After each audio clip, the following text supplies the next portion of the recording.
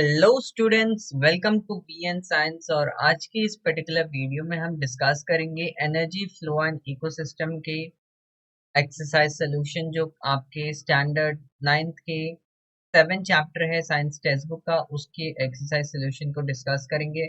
अच्छे से आपको समझाऊंगा हर एक आंसर को, ताकि आप समझ पाए। सबसे पहले हम क्वेश्चन नंबर 1 डिस्कस करते हैं। Complete the following table, carefully study the carbon, oxygen and nitrogen cycles। तो यहाँ पर हमें क्या है ना, कि एक टेबल दिया हुआ है जहाँ पे कॉलम 1 में लिखा हुआ है कि बायो जियोकेमिकल साइकिल्स, जैसे कि आपके जो सिलेबस में मेंशन्ड है, कार्बन साइकिल, नाइट्रोजन साइकिल और ऑक्सीजन साइकिल। फिर कॉलम 2 में ये दिया हुआ है कि उसके बायोटिक प्रोसेसेस क्या होते हैं और ये बायोटिक प्रोसेसेस क्या होते हैं। बायोटिक प्रोसेसेस का मतलब ये है कि कहीं ना कहीं वहां पे जो लिविंग बींग्स हैं उनका इन्वॉल्वमेंट होगा, और एबायोटिक प्रोसेस का मतलब ये है कि वहां पे नॉन लिविंग चीजों का इन्वॉल्वमेंट होगा। तो इसका आंसर हम लिखते हैं कि बायोटिक में फोटोसिंथेसिस, रेस्पिरेशन एंड डीकम्पोजिशन। जैसे कि आपको पता है कि फोटोसिंथेसिस प्लांट्स करते हैं, दे आर लिविंग बींग्स।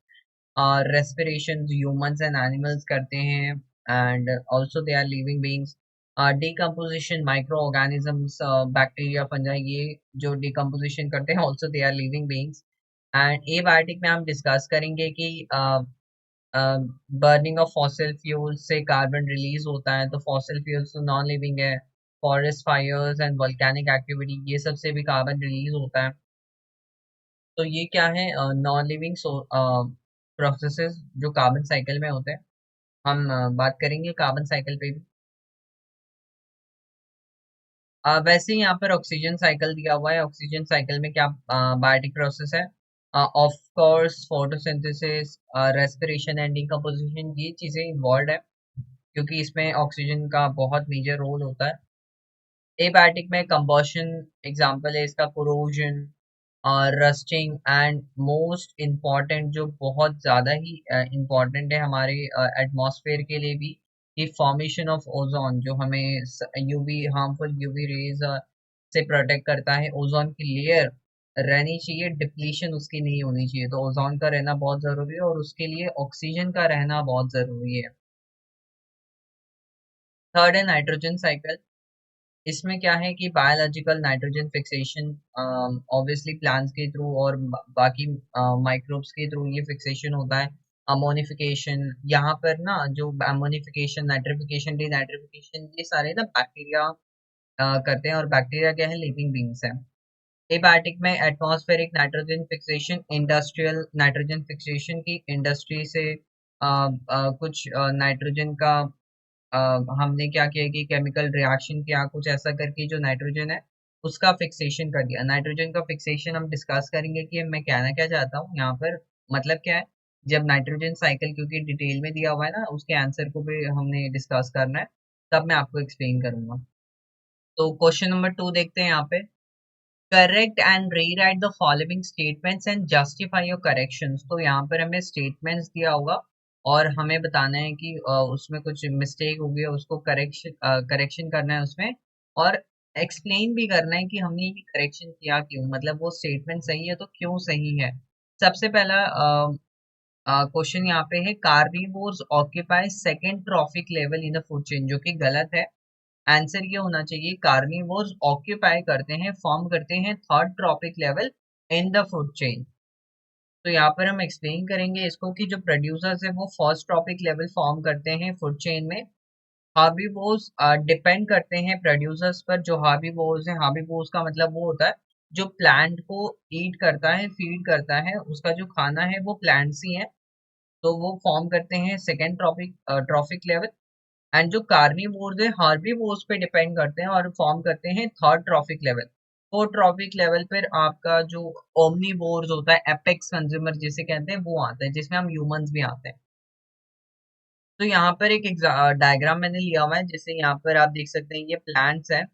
तो प्लांट्स फर्स्ट ट्रॉपिक लेवल पे आ गया, मैं 1 लिख देता हूँ इसको रोमन नंबर्स में। एंड यहाँ पर देखो ये ग्रास हॉपर है, ये सेकेंड ट्रॉफिक लेवल पे आ गया। ये हर्बीवोर है क्योंकि ये प्लांट को खा रहा है, फीड कर रहा है, तो ये सेकेंड ट्रॉफिक लेवल पे। और ये जो फ्रॉग है ना, ये कंज्यूमर हो गया एक तरह से, कि सेकेंडरी कंज्यूमर, एंड कार्निवोर हो गया क्योंकि ये ग्रासहोफर को खा रहा है, तो इसको हम थर्ड ट्रॉपिक लेवल। ऐसे और भी हैं, मैं नेक्स्ट क्वेश्चन में आपको दिखाऊंगा डायग्राम पूरा।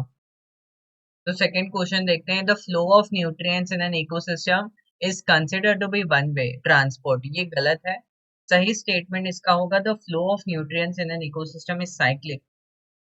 क्यों साइक्लिक है, यहाँ पर आंसर क्या है इसका, जस्टिफिकेशन ये दे रहे हैं, the nutrients are circulated and recycled from biosphere to the living organism and thereafter they're back to the biosphere.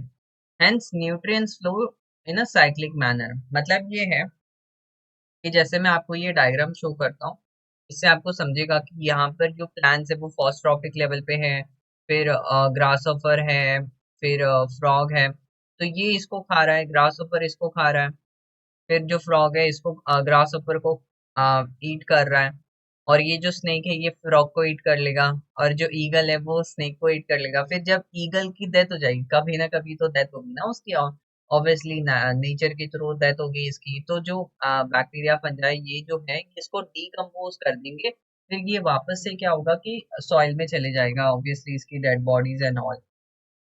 तो यहाँ पर क्या हो रहा है कि जो प्लांट्स के पास कुछ न्यूट्रिएंट्स थे जो उसने प्लांट ने मेहनत से बनाए थे सनलाइट के थ्रू, वो गया ग्रास हॉपर में, फिर वो गया फ्रॉग में, फिर वो गया स्नेक में, फिर वो गया ईगल में, फिर वो गया डीकम्पोजर्स के पास, और फिर वापस से वो क्या हो गया, एटमॉस्फेयर में सॉइल में चले गया, या फिर आप कह दो कि वापस से बायोस्फीयर में चले गया। बायोस्फीयर का मतलब ये है कि जो वो पार्ट ऑफ एटमॉस्फेयर जहाँ पे लिविंग ऑर्गेनिजम्स रहते हैं। क्वेश्चन नंबर 3 है, ये है plants in an ecosystem are called primary consumers. Plants in an ecosystem are called producers. Consumer थोड़ी है प्लांट्स, वो कंज्यूम कर रहा है क्या प्लांट्स, नहीं, वो तो प्रोड्यूस कर रहा है, फूड प्रोड्यूस कर रहा है। तो करेक्ट स्टेटमेंट है plants in an ecosystem are called producers. Justification हम ये देते हैं कि प्लांट्स जो है वो प्रोड्यूस करते हैं own food by the process of photosynthesis. All animals in an ecosystem directly और indirectly depend on plants for food, hence they are producers और ऑटोट्रॉफ्स। ऑटोट्रॉफ्स का मतलब ये है कि जो ऑर्गेनिक फूड है प्लांट्स फॉर्म कर पाते हैं खुद से ही। ऑर्गेनिक फूड के लिए उनको किसी दूसरे ऑर्गेनिज्म पे डिपेंड नहीं करना, खुद के लिए खुद से वो बना सकते हैं ऑर्गेनिक फूड। एंड बाकी जितने भी एनिमल्स है वो प्लांट पे डिपेंड करते हैं फॉर फूड्स, डायरेक्टली और इनडायरेक्टली। क्वेश्चन नंबर 3 डिस्कस करते हैं, गिव रीजंस है ये। सबसे पहला क्वेश्चन है, energy flow to an ecosystem is one way. अब वो न्यूट्रिएंट्स का था कि जो न्यूट्रिएंट्स का फ्लो होता है वो साइक्लिक मैनर में होता है, बट जो एनर्जी फ्लो होगा इकोसिस्टम में वो वन वे होगा। क्यों होगा, इसके रीजंस हमें यहाँ पर एक्सप्लेन करने हैं। Obviously green plants of the ecosystem store some of the solar energy in the form of food। तो देखो सन से क्या आ रही है, ऑब्वियसली सोलार एनर्जी आ रही है, एंड प्लांट्स क्या करता है, ग्रीन प्लांट्स उसको कुछ अमाउंट में सोलार एनर्जी को स्टोर करके रखता है इन फॉर्म ऑफ फूड, तभी तो वो फूड बना पाता है। तो एक तरह से जो सोलार एनर्जी है वो कन्वर्ट हो गई है chemical energy in the form of food. Before reaching the decomposers, this energy is passed from one trophic level to the next trophic level। Obviously, जैसे कि plants के herbivore उसको eat करेगा, and then carnivore and apex consumer, ऐसे करके फिर decomposers। तो ये ट्रॉफिक लेवल पे एनर्जी जो है वो पास ऑन हो रही है प्लांट से, फिर second trophic level, third, fourth and so on. तो थर्ड पॉइंट ये कि डीकम्पोजर्स क्या करते हैं, dissipate some amount of energy in the form of heat. तो जैसे कि यहाँ पर डिकम्पोजिशन हो जाता है, जो डीकम्पोजर्स फंजाई बैक्टीरिया होते हैं ये भी कुछ अमाउंट ऑफ जो हीट एनर्जी है वो एज हीट में लॉस कर जाते हैं अपने बॉडी से। However, no part of the energy ever returns to sun। तो डीकम्पोजर्स ने क्या किया कि एनर्जी ऐसे लॉस कर दी कुछ, तो क्या ये एनर्जी वापस सन पे जाएगी, नहीं, ऐसा नहीं हो सकता, अर्थ पे ही वो कहीं ना कहीं एनर्जी रह जाती है। तो सन से लेकर अर्थ पे आया और अर्थ पे ही रह गया एनर्जी, वापस सन पे नहीं गया ना एनर्जी। तो इसलिए हम कहते हैं यहाँ पर कि जो energy flow through an ecosystem है वो वन वे, एक ही डायरेक्शन में आ रहा है, सन से अर्थ पे ही आ रहा है, वापस जा तो नहीं रहा। सेकेंड क्वेश्चन ये है, equilibrium is necessary in various biogeochemical cycles. क्या मतलब है इसका, हम इसको डिस्कस करेंगे। सबसे पहला पॉइंट है कि the cyclic flow of nutrients with in an ecosystem is called the biogeochemical cycle. आपको सबसे पहले ये पता होना चाहिए कि जो बायोजियोकेमिकल साइकिल है उसका मतलब क्या है। बायोजियोकेमिकल साइकिल का मतलब है कि जो न्यूट्रिएंट्स, जितने भी न्यूट्रिएंट्स होंगे उनका जो साइक्लिक फ्लो होगा, जैसे नाइट्रोजन, कार्बन एंड ऑल, ये जितने भी न्यूट्रिएंट्स होंगे इनका जो साइक्लिक फ्लो होगा इकोसिस्टम में, उसको हम कहते हैं बायोजियोकेमिकल साइकिल। तभी तो आपकी सिलेबस में 3 साइकिल्स हैं, कार्बन, नाइट्रोजन एंड ऑक्सीजन के।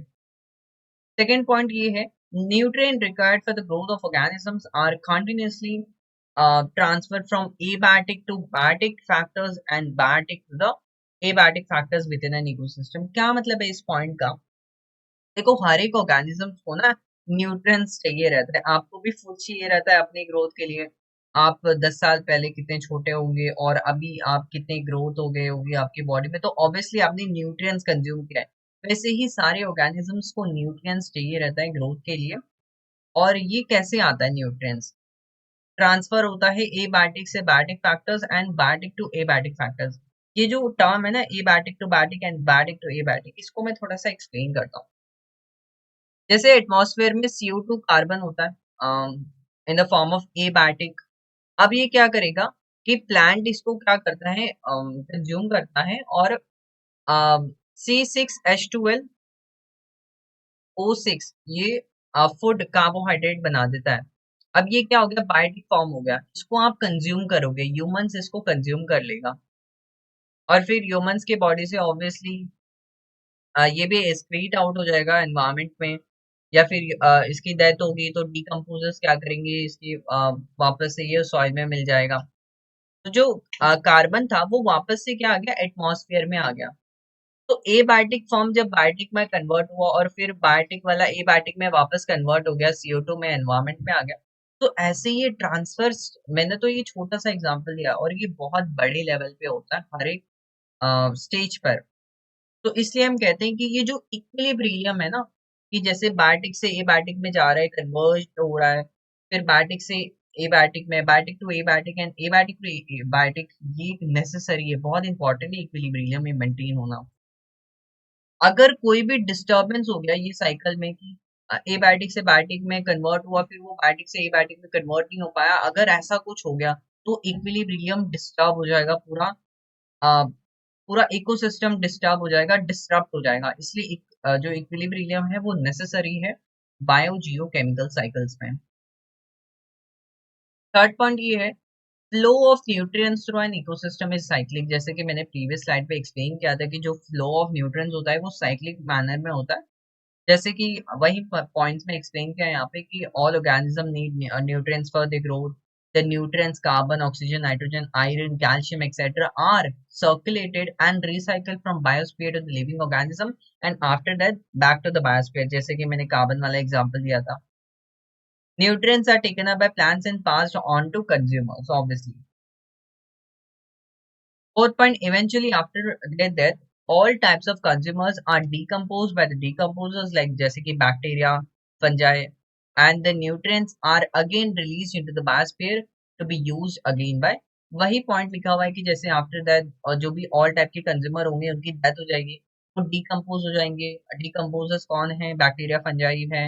एंड जो न्यूट्रिएंट्स उनके बॉडी से रिलीज होंगे वो वापस से बायोस्फीयर में चले जाएंगे, एनवायरनमेंट में चले जाएंगे और फिर वो वापस से यूज करेंगे कौन से, बाकी लिविंग ऑर्गेनिज्म। तो पूरा ये जो साइकिल है ना न्यूट्रिएंट्स का, ये चलता ही रहता है। Therefore, flow of nutrients through an ecosystem is cyclic। Question number 4 discuss करते हैं, explain the following cycles in your own words with suitable diagrams. सबसे पहले यहाँ पर हमें कार्बन साइकिल को एक्सप्लेन करना है। डायग्राम आप यहाँ पर देख सकते हैं। जैसे कि यहाँ पर लिखा हुआ है कि जो प्लांट्स है वो क्या करते हैं कि CO2 को इनहेल करते हैं, मतलब CO2 अपने बॉडी में लेते हैं, एब्जॉर्ब करते हैं, फिर ऑक्सीजन रिलीज करते हैं। वो हम ह्यूमंस क्या करते हैं कि ऑक्सीजन को इनहेल करते हैं, CO2 को एक्सहेल करते हैं। एंड फैक्ट्री से भी CO2 निकल रहा होता है, तो कार्बन का ये भी सोर्स है, वो पार्टिसिपेट करेगा यहाँ पर साइकिल में। जो ओशन बॉडीज होती हैं वो एब्जॉर्प्शन भी करती हैं कार्बन डाइऑक्साइड की। तो ये पूरा प्रोसेस यहाँ पर चल रहा होता है। कार्बन कहीं से रिलीज होता है, कहीं पे अब्जॉर्ब होता है, फिर कहीं से रिलीज होता है, कहीं पे अब्जॉर्ब होता है, ऐसे करके पूरा साइकिल चलता रहता है।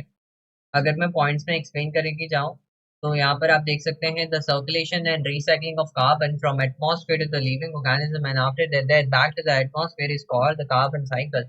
मतलब हमारे बॉडी से, मतलब हमने क्या किया कि कार्बन को इनहेल किया, फिर कार्बन एक्सहेल कर रहे हैं, हमारी डेथ हो जाती है, तो कार्बन क्या करता है, वापस एटमॉस्फेयर में चले जाता है, फिर वापस से किसी वो लिविंग ऑर्गेनिज्म दूसरे में जाएगा, एंड ये पूरा साइकिल रिपीट होता रहता है। एबायोटिक जो कार्बन एटम्स है वो सर्कुलेट होते हैं, रिसाइकल होते हैं into the biotic form, mainly through the photosynthesis and respiration. क्योंकि जो प्लांट्स होते हैं वो कार्बन डाइऑक्साइड को कन्वर्ट करते हैं कार्बोहाइड्रेट्स में, और कार्बोहाइड्रेट्स हम खाते हैं, हमारा ये फूड है carbohydrate bye the process of photosynthesis. और जो सिमिलरली यहाँ पर ये है कि प्लांट्स प्रोड्यूस करते हैं कार्बन कंपाउंड जैसे कि प्रोटीन और फैट्स, ये भी इंपॉर्टेंट है हमारे डाइट के लिए और बाकी एनिमल्स के लिए भी, तो इसलिए हम प्लांट्स पे डिपेंड करते हैं, है ना। पॉइंट नंबर 5 ये है कि carnivores feed upon herbivores. In this way biotic carbon is transported from plants to herbivores and from herbivores to carnivores and from carnivores to the apex consumers. And जब apex consumers की death हो जाएगी तो वो decomposers क्या कर देंगे, decompose करके वो ऑब्वियसली एनवायरमेंट में वापस जो बायोटिक कार्बन होगा, अ, वापस से जो कार्बन है वो एटमॉस्फेयर में चले जाएगा। मेन प्रोसेसेस यहाँ पर कार्बन साइकिल में क्या हो रहा है कि जो कार्बन है वो पार्टिसिपेट कर रहा है फोटोसिंथेसिस में, और उसकी यहाँ पर एक रिएक्शन दिया हुआ है कि 6CO2 प्लस 12H2O सनलाइट के प्रेजेंस में और क्लोरोफिल जो प्लांट्स के पास होते हैं उससे ये जो कार्बोहाइड्रेट है ग्लूकोज बनाते हैं C6H12O6 प्लस 6H2O एंड जो ऑक्सीजन है वो रिलीज होता है। एंड साथ में जो ये 6C6H12O2 है, और माइटोकॉन्ड्रिया में इसकी रेस्पिरेशन का ये पार्ट है, प्रोसेस है, कि माइटोकॉन्ड्रिया में जो ग्लूकोज है उसकी ब्रेकडाउन होगी एंड CO2 वापस से रिलीज होगा एनवायरमेंट में, एंड कुछ एनर्जी यहाँ पर प्रोड्यूस होगी। तो आपको समझा है कि जो कार्बन है वो एब्जॉर्ब हुआ, फिर वापस से रिलीज हो गया, और ये साइकिल हो गया ना एक तरह से। Point number 6 है eventually after that all type of consumers are decomposed with the decomposers like bacteria and fungi, and the carbon dioxide is again released into the atmosphere and is used again by the living organism. In this way carbon is continuously passed from one living organism to another. After the death of living organism, carbon goes to the atmosphere and is again taken up by the living organism. So this is how the carbon cycle works. Second है nitrogen cycle. यहाँ पर आप diagram देख सकते हैं nitrogen cycle की। मैं explain करूंगा आपको पॉइंट वाइज। सबसे पहला पॉइंट है कि जो नाइट्रोजन है वो 78% एटमॉस्फेयर का 78% कंटेन है। It is necessary for the maintenance of cycle. मतलब एटमॉस्फेयर में जो 78% गैसेस है वो 100% में से 78% नाइट्रोजन ही है, N2 गैस। नाइट्रोजन की जब हम बात करते हैं तो N2 गैस के बारे में हम डिस्कस करते हैं। The circulation and recycling of nitrogen gas जो N2 है यहाँ पर from atmosphere in the form of different compounds through various biotic and abiotic processes in nature is called nitrogen cycle। मतलब जो N2 गैस है वो वेरियस कंपाउंड में change होता है, इसकी जो मैं बताऊंगा किस कंपाउंड में ये चेंज होता है वेरियस बायोटिक और एबायोटिक प्रोसेस के थ्रू नेचर में, और ये रिसाइकलिंग होती रहती है इसकी। तो this is what we call the nitrogen cycle. All organism participate करते हैं नाइट्रोजन साइकिल में। It is an important component of proteins and nucleic acid. Fourth point है as compare to the other elements it is inactive. जो N2 gas है ना वो inactive रहता है, ज्यादा रिएक्टिव नहीं होता, और ये इजिली कंबाइन नहीं करता किसी के साथ भी। मोस्ट ऑर्गेनिज्म जैसे कि प्लांट्स और हम एनिमल्स N2 गैस को जो है नाइट्रोजन को वो इजिली फ्री फॉर्म में एब्जॉर्ब भी नहीं कर पाते, यूज भी नहीं कर पाते। कैसे यूज करेंगे, कुछ फिक्सेशन करते हैं इसकी ताकि यूज कर पाए। तो इंपॉर्टेंट प्रोसेसेस यहाँ पर नाइट्रोजन साइकिल में क्या होता है कि सबसे पहले नाइट्रोजन की फिक्सेशन करने की जो N2 गैस है वो इजीली हम फ्री फॉर्म में नहीं यूज कर सकते। N2 को चेंज किया जाता है नाइट्राइट में, नाइट्रेट्स में NO2 नेगेटिव और फिर NO3 नेगेटिव, है ना। ये नाइट्राइट है, ये नाइट्रेट है।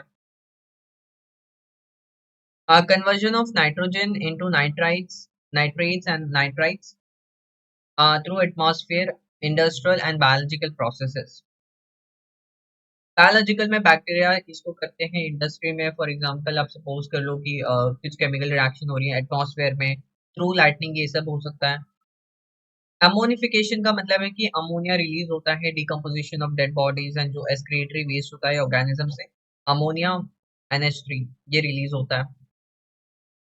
नाइट्रिफिकेशन का मतलब है कि जो कन्वर्जन होगा अमोनिया का, NH3 कन्वर्ट होगा किसमें, वही नाइट्राइट में, नाइट्रेट में, NO2 नेगेटिव नाइट्राइट में, और फिर नाइट्रेट में NO3 नेगेटिव, अमोनिया कन्वर्ट होगा इसमें, इसे हम नाइट्रिफिकेशन कहते हैं। डीनाइट्रिफिकेशन का मतलब है कि ये जो नाइट्रोजन कंपाउंड्स है ये वापस से क्या होते हैं, N2 में कन्वर्ट हो जाते हैं और एटमॉस्फेयर में ये गैसेस नाइट्रोजन के फॉर्म में रहते हैं।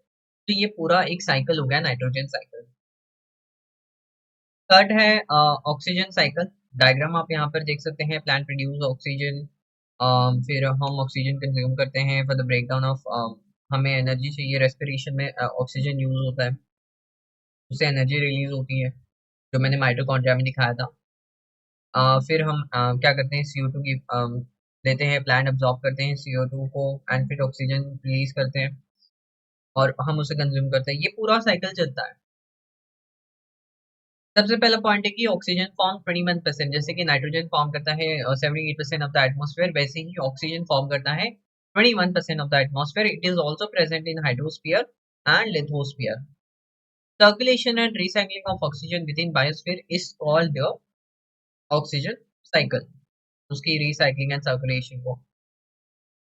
This cycle includes both biotic and abiotic components, obviously कि हमारे जैसे कि प्लांट्स में, प्लांट तो लिविंग बीइंग्स हैं, हम लिविंग बीइंग से हमारे में ऑक्सीजन जाता है फिर हमारे बॉडी से निकल जाता है, तो ये बायोटिक का भी पार्ट है और एबायोटिक में भी इसका पार्टिसिपेशन है। ऑक्सीजन कॉन्टिन्यूसली प्रोड्यूस होता है और यूज अप होते रहता है एटमॉस्फेयर में। कहीं से ऑक्सीजन रिलीज हुआ मतलब प्लांट्स ने क्या किया, प्रोड्यूस किया ऑक्सीजन को, हमने उसे यूज कर लिया, फिर प्लांट प्रोड्यूस करेगा, हम उसे यूज कर लेंगे और ये चलता रहता है एटमॉस्फेयर में। एटमॉस्फेयर में क्या होता है कि जो ऑक्सीजन O2 गैस होता है वो बहुत ज्यादा रिएक्टिव है, वो जल्दी से रिएक्ट कर लेता है, readily reacts with other elements और कुछ कंपाउंड बनाते हैं जैसे कि H2O, एंड ये कंपाउंड्स बनते हैं ऑक्सीजन से।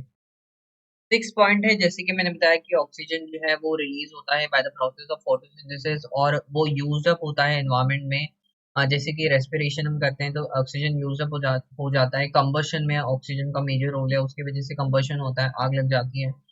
डिकम्पोजिशन में भी यूज ऑक्सीजन का मेजर रोल है, कोरोजन जैसे कि रस्टिंग लग जाती है आयरन्स पे, तो ये सब ऑक्सीजन की वजह से ही होता है। तो मतलब वहां पे ऑक्सीजन यूज अप हो रहा है। क्वेश्चन नंबर 5 डिस्कस करते हैं। What would you do to help maintain the equilibrium in various biogeochemical cycles? Explain in brief.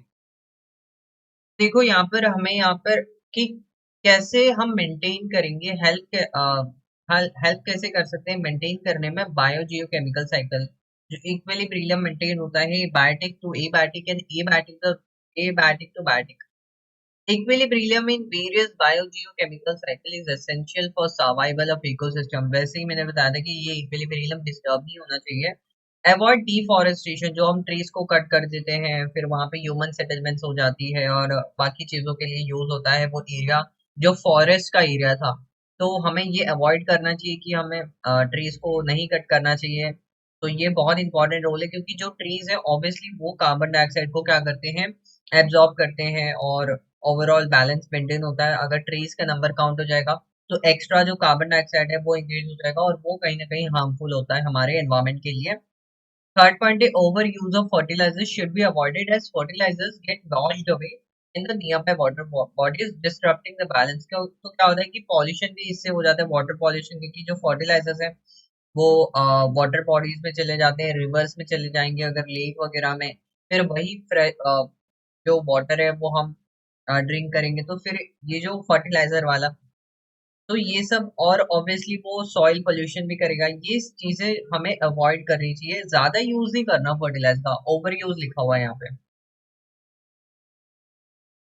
Point number 4 यहाँ पर ये है कि avoid burning of fossil fuels as the fuels release a large number of carbon in the form of carbon dioxide. हमें fossil fuels भी इतना ज्यादा burn नहीं करना चाहिए क्योंकि जब हम बर्न करते हैं in the presence of oxygen carbon dioxide he release होता है, फिर जो एक्स्ट्रा कार्बन डाइऑक्साइड आएगा वो कहाँ बैलेंस हो पाएगा, इसलिए vehicular emission is the another contribution under another contributor to the disruption in the balance of various cycles.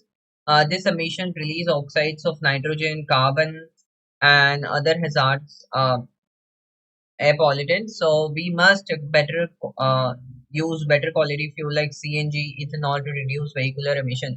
जैसे कि आपने ये ऑब्जर्व किया होगा कि जब भी कोई व्हीकल सपोज कार या ट्रक जा रहा है, तो उसके बैक एंड से क्या होता है कि बहुत सारी गैसेस रिलीज होती है और वो एयर पॉल्यूशन ऑब्वियसली कॉज करेगी।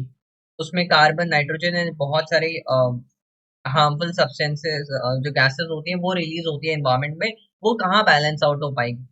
तो इसलिए हमें वैसे फ्यूल नहीं यूज करने चाहिए जो ऐसे गैसेस रिलीज करे, तो बेटर फ्यूल क्वालिटी हमें यूज करना है, जैसे कि सीएनजी, इथेनॉल, जो व्हीकुलर एमिशन को रिड्यूस कर देगा और सेफर ऑल्टरनेटिव देगा हमारे एनवायरमेंट के लिए भी।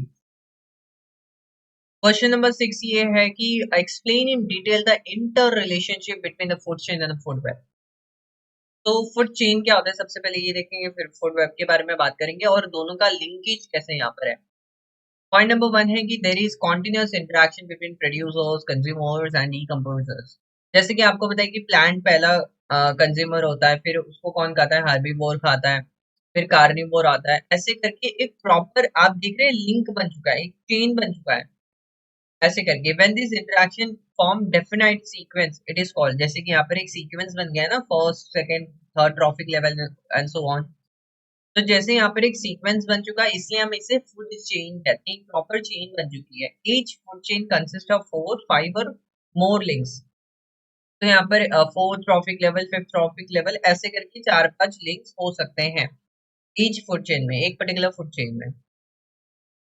एंड फूड वेब पे क्या होता है यहाँ पे, an organism may be prey for many other organism. मतलब प्रे का मतलब है शिकार, जो एनिमल जिसको खाया जाएगा, ऑब्वियसली एक एनिमल लिविंग ऑर्गेनिज्म जो किसी दूसरे का फूड है, उसे हम प्रे कहते हैं। तो एक ऑर्गेनिज्म जो है वो बहुत सारे अदर एनिमल्स के लिए प्रे हो सकता है। इसका मतलब एग्जाम्पल के थ्रू एक्सप्लेन करूंगा मैं, जैसे कि सपोज कर लो एक इंसेक्ट है, वो क्या करेगा, लीव्स पे फीड करता है, खाता है, तो ये क्या हो गया, इंसेक्ट एक हर्बीवोर हो गया जो लीव्स खा रहा है प्लांट की, है ना, अपना स्टमक फिल करने के लिए। एंड बट सेम इंसेक्ट, वो जो सेम इंसेक्ट है ना, उसको बहुत सारे डिफरेंट एनिमल्स खा सकते हैं, जैसे कि फ्रॉग खा सकता है, बॉल लिजर्ड, बर्ड्स उसे खा सकते हैं। मतलब एक फिक्स नहीं है कि जो इंसेक्ट है उसको फ्रॉग ही खाएगा, नहीं, वो बॉल लिजर्ड भी खा सकता है उसको, वो बर्ड्स भी खा लेगा उसको, जिसके हाथ में आ गया वो खा लेगा, ऐसा कुछ। तो ऐसा फिक्स नहीं है नेचर में कि फ्रॉग ही इसको खाएगा, और लिजर्ड ही खाएगा, ये फिक्स नहीं है।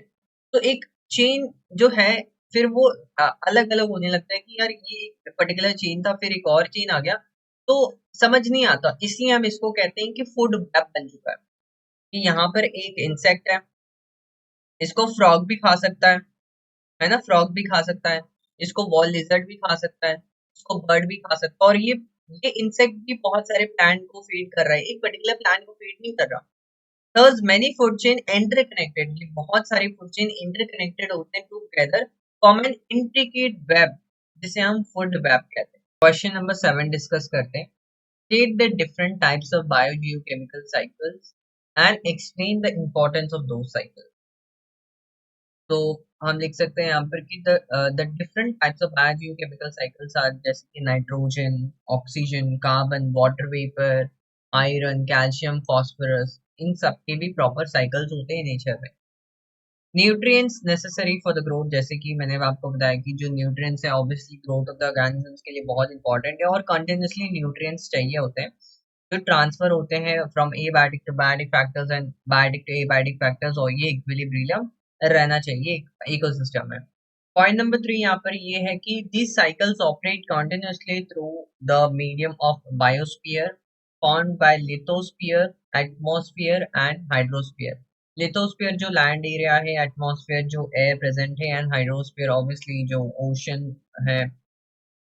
तो इस सब से जो ये साइकिल्स ये ऑपरेट होता है। The recycling of biological, geological and chemical sources of nutrients takes place through these cycles. Point number 5 ये है कि nutrients from biosphere enter the bodies of plants and animals eventually after death all types of consumers are decomposed by the decomposers like bacteria and fungi and they are again released into the biosphere and used again by the living organism. ये point मैंने obviously previous slide पे explain किया हुआ है आपको कि जो nutrients है वो बायोस्फीयर मतलब हमारे एटमॉस्फेयर से हमारे बॉडी में जाएगा, फिर हमारे बॉडी से वापस से डेथ के बाद कहाँ जाएगा, एटमॉस्फेयर में ही जाएगा, फिर कोई दूसरा लिविंग ऑर्गेनिज्म उसे यूज कर लेगा and the cycle goes on. ये होना जरूरी है। Therefore, these cycles help in maintaining the flow of nutrients and energy through ecosystem and maintaining the equilibrium in the ecosystem. Question number 8 में दो सब क्वेश्चंस हैं, उसको डिस्कस करते हैं। Explain the following with suitable examples. सबसे पहला question है what type of changes occur in the amount of energy during its transfer from planes to apex consumer। देखो सबसे पहले यहाँ पर क्या है कि जो प्लांट्स है वो पहले ट्रॉपिक लेवल पे आता है, जो प्रोड्यूसर्स है प्लांट्स द इकोसिस्टम स्टोर करते हैं कुछ अमाउंट ऑफ एनर्जी, जो बताया मैंने कि सोलर एनर्जी कुछ स्टोर करेंगे the form of food. Before reaching to decomposers ये जो एनर्जी है ये पास ऑन होता है एक ट्रॉपिक लेवल से दूसरे ट्रॉपिक लेवल पर, ऐसे करके लास्ट तक जाता है। तो एट एवरी ट्रॉपिक लेवल क्या हो रहा है कि जो ऑर्गेनिज्म है, सपोज कर लो कि जो सेकेंड ट्रॉपिक लेवल पे जिसने प्लांट को ईट किया है, जो हर्बीवोर है, वो क्या करेगा कि कुछ अमाउंट ऑफ एनर्जी खुद के लिए तो यूज करेगा क्योंकि वो भी तो उसको ग्रो होना है। फिर जब इसको कोई कार्निवोर खाएगा तो जो एनर्जी वो पास ऑन होगी वो थोड़ी सी कम होगी, मतलब जितना उसने ऑब्टेन किया था प्लांट से उससे कम ही ऑब्टेन होगा क्योंकि बाकी उसने तो एज यूज कर लिया अपने ग्रोथ के लिए। वैसे ही थर्ड जो ट्रॉफिक लेवल पे कार्निवोर होगा वो एनर्जी यूज करेगा अपने लिए। फिर जब इसको अगर कोई फीड करता है तो वो नेक्स्ट ट्रॉफिक लेवल पे जाएगा एंड इवेंचुअली जो लास्ट ट्रॉफिक लेवल पे होगा उसकी डेथ होगी। डीकम्पोजर्स क्या करते हैं कुछ अमाउंट ऑफ एनर्जी ऐसे लॉस कर देते हैं इन द फॉर्म ऑफ हीट, और ऑब्वियसली कोई पार्ट ऑफ एनर्जी यहाँ पर सन को रिटर्न नहीं करता है, इसलिए हम कहते हैं कि जो एनर्जी है वो पैसेज की वो वन वे ट्रांसपोर्ट भी है। नेक्स्ट पॉइंट ये है कि therefore energy is maximum at the base of the pyramid and least at the apex। ये किस पिरामिड की बात कर रहा है, मैं आपको डायग्राम शो कर देता हूँ इसका। सपोज कर लो ये पिरामिड है और इसमें मैं ट्रॉफिक लेवल बता देता हूँ। यहाँ पे फर्स्ट है, ये सेकेंड ट्रॉफिक लेवल है, ये थर्ड ट्रॉफिक लेवल है और ये फोर्थ ट्रॉफिक लेवल है। और एग्जांपल मैंने ये दिया है कि जो फाइटोप्लैंक्टॉन्स होते हैं, फाइटोप्लैंक्टॉन्स कौन है, जो माइक्रोस्कोपिक प्लांट्स है जो फोटोसिंथेसिस करके फूड प्रोड्यूस करते हैं। इनके पास ये बेस ऑफ द पिरामिड पे है और इनके पास कितनी एनर्जी है, फॉर एग्जांपल 10,000, कितनी है 10,000 किलो कैलोरी है, कैलोरी है फॉर एग्जांपल। और ह्यूमंस एपिक्स पे है जिसके पास 10 कैलोरी ऑफ एनर्जी है, और बाकी की एनर्जी ऑब्वियसली जो 10,000 है सेकेंड ट्रॉफिक लेवल पे उसके पास कितनी होगी 1,000 होगी, थर्ड ट्रॉफिक लेवल पे 100 होगी एंड ऐसे करके फोर्थ ट्रॉफिक लेवल पे 10 किलो कैलोरी होगी। ये एग्जांपल में एक्सप्लेन किया है। तो वही लिखा हुआ है कि जो एनर्जी है वो बहुत ज्यादा है, मैक्सिमम है बेस ऑफ द पिरामिड पे और लीस्ट है, लीस्ट का मतलब सबसे कम है एपिक्स पे। ये एपिक्स है ये वाला, और ये क्या है, ये बेस है of the pyramid. Second question discuss करते हैं, what are the differences between flow of matter and flow of energy in an ecosystem, why. इनके बीच में डिफरेंस क्यों है। ऑब्वियसली आपको अभी तक समझ गया होगा बट मैं आपको प्रॉपर डिफरेंस बिटवीन भी बता देता हूँ। सबसे पहला पॉइंट है कि फ्लो ऑफ मैटर में it involve circulation and recycling of nutrients, एक साइक्लिंग मैनर में बायोस्फीयर में एक साइक्लिक मैनर में जो न्यूट्रिएंट्स का रिसाइकलिंग होगी, सर्कुलेशन होगा साइक्लिक मैनर में। कैसे होगा कि प्रोड्यूसर से फिर first trophic level second trophic level and so on करके फिर डिकम्पोजर्स पे आ जाएगा एंड वापस से एनवायरमेंट में वो न्यूट्रिएंट्स चल जाएंगे, फिर वापस से लिविंग ऑर्गेनिज्म वो न्यूट्रिएंट्स यूज करेंगे। तो प्रॉपर एक साइकिल चलता है यहाँ पे। बट फ्लो ऑफ एनर्जी में यहाँ पर क्या है कि जो सन है वो मेजर सोर्स ऑफ एनर्जी है और it involve the flow of energy from one tropic level to the another, मतलब कि सन से पहले प्लान्स में आया, फिर प्लान से second trophic level, third fourth, ऐसे करके एक यूनि डायरेक्शनल या नॉन साइक्लिक मैनर में एनर्जी का फ्लो होता है क्योंकि जो एनर्जी वो वापस सन पे नहीं जाता। सेकेंड पॉइंट है there is no dissipation of matter at any level, किसी न्यूट्रिएंट्स की या फिर डिसिपेशन नहीं होती प्रॉपर, जितने अमाउंट में पहले एंट्री हुई थी साइकिल में, एग्जिट पॉइंट भी उतना ही होता है। लेकिन जो एनर्जी है वो लूज होती रहती है, डिसिपेशन का मतलब लॉस होती है यहाँ पर एनर्जी हर एक लेवल पे। थर्ड पॉइंट है biosphere is the source of nutrients, and जो एनर्जी का सोर्स है वो of course sun is the most important source of energy. Hey students, जल्दी से लाइक एंड शेयर करो एंड सब्सक्राइब भी करो। वैसे ये डार्विन सर है ना? जल्दी से।